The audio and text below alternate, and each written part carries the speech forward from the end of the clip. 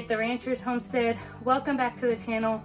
Today I have a canning video for you. I'm going to talk about the top 10 pressure canning or just canning in general tips or questions that I get asked most often when you're just getting started. So if you are a beginner with canning, then this is the video for you. So let's jump to it. So number one question is, can you stack your jars in the canner? Well, when you are using the tanker, Denali Canning's pressure canner, you can stack your jars in order to maximize how many jars you can get done. The way you do that is you have to have a extra rack. So the Denali Canning pressure canner, the tanker, will come with a rack at the bottom of your canner, but you will need to purchase an extra rack. You can get these in a 2-pack on the website to be able to stack your pint-sized jars in the canner and maximize how many jars you do at a time. Quart-sized jars are too tall to be able to stack them with the tanker, but you can do pint-sized jars. And I do that for beans, I do it with broth, whenever I have an overabundance, you don't have to run your canner through the process twice. You can stack your jars as long as you have an extra rack.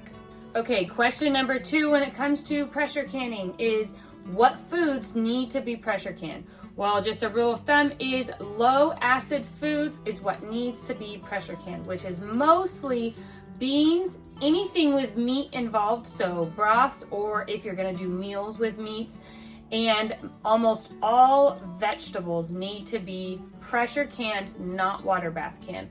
And the reason for this is that they are not acidic enough. So most vegetables are not acidic enough, and they need to be within 240 to 250 degrees to be able to kill all of the bacteria in it.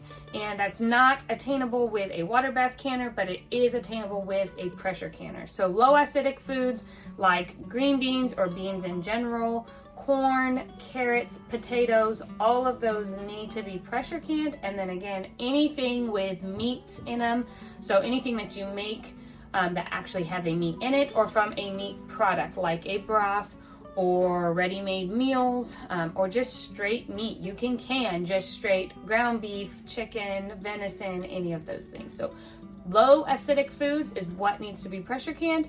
Most all fruits can be water bath canned. Question number 3, do I use the dial gauge or do I use a weighted gauge? Well, this is solely up to you. With the tanker, you're going to get a dial gauge that's on it, and you're also going to get the weight. Both coincide together. However, I recommend personally that you pick one and stick with that. I usually go off of my weighted gauge and not the dial gauge. I will look at the dial gauge while I'm canning, but for the most part, I don't start my timer until I see and hear the rock of the weight, because I know weight doesn't change and I know that is completely accurate. If you're using strictly a dial gauge, then you will want to get that tested at your local extension office every single year to make sure that it is still accurate, because there is more room for error when you're using the dial gauge as opposed to when you are listening and knowing when to start your processing time with the weight. Question number 4 is, how do you store your pressure canner? Well, you want to make sure that your pressure canner is completely dry when you put it into some form of storage. I keep mine just on a shelf in my pantry, and I turn my lid upside down, and so that there is a little bit of a gap in between the canner and the lid. And this ensures that my pressure canner never has sealed at all, and you get some airflow in there all the time while it is storing. Otherwise, it will start to have that musty smell to it, and you don't want that when you're canning. So I always flip my lid upside down and leave just a little bit of air that can flow through it. I don't put it into storage until it has completely air dried. So after a canning project, I dump out the water, and then I set my canner off to the side or leave it on my stove with the lid completely off until it is completely dry. And then when I go to put it in storage is when I flip the lid upside down and put it inside. With the handles, it will not seal down at all. You have a gap in between, and it ensures that air is always moving through it so that you don't get that musty smell. Question 5 is, can I use my own recipes when I pressure can or when I can in general? The answer is no. Now, I know great grandmother used to can with her own recipes. There wasn't canning recipes out there. But what they're finding now is that there are canning approved recipes, or there's people that are coming up with canned approved recipes that has the right sugar and different things added to it to make sure that your food is shelf stable for a long period of time. So we are taught now to make sure that you're finding these recipes that are canned approved, not to just jump on and get whatever you want or pick a recipe that you love and can it. To make sure that you have safe food for your family, I recommend that you use a can approved recipe, which there are great cookbooks out there that have a lot of them. Okay, question number 6 is, why did my food lose some of the liquid when I was pressure canning? Well, there could be a couple of different things that happened. One could be that you packed your jars too tight, and if that's the case, then it kind of seeped out of it, and that happens. A second reason could be if you didn't get all of the air bubbles out, that could have lost some of the liquid. And the third would be if it's a super starchy food, it is going to absorb some of that liquid. Now, if you lose some liquid in the canning process, that doesn't necessarily mean that it is a spoiled food and you can't eat it. It is still okay. And actually, I could probably show you here. So this is green beans, and you can see that a 1-inch headspace is what I'm supposed to can my green beans at, but look at how much water is lost right there. It could have been a number of those things. It could have absorbed, it could have seeped out.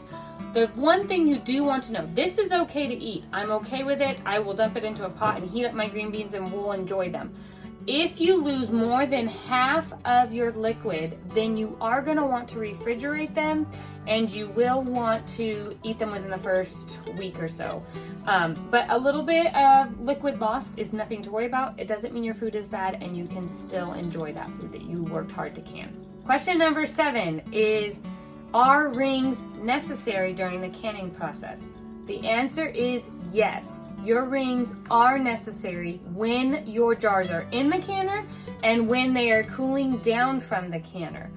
They are necessary because what the ring's purpose is to hold that lid into place so that your seal can properly seal. Now, if you look at my shelves here, none of them have the rings on it. And that is because after that process and after your jars have cooled down and they have gotten that proper seal, the rings are no longer necessary. You don't need to keep them on. In fact, I would highly, highly recommend removing them to store your jars. And the reason for this is temperatures fluctuate, things happen, and seals may come undone. Now, I don't find that very often with my Denali Canning lids, but it can happen. With your rings on, what it does is it still holds that lid into place. And if your seal becomes unsealed, that ring is still holding it there, and then maybe your temperature rises again in your house and it'll seal back down. Your food is no longer safe, but it's given you this false seal that you didn't know it came unsealed and sealed back again. If your ring is off and that happens, there's no way for your lid to reseal itself because it doesn't have the pressure of that ring. So I highly recommend to remove your rings when you are storing your jars, but when you are canning them and when they are cooling down until they are completely cooled down after coming out of the canner, the rings are very necessary to hold your lids into place so you can get that proper seal. This question number 8, is actually one that I get pretty often, and there's some people that still believe that you need to do it, is, do you need to sterilize your jars and your lids before you can?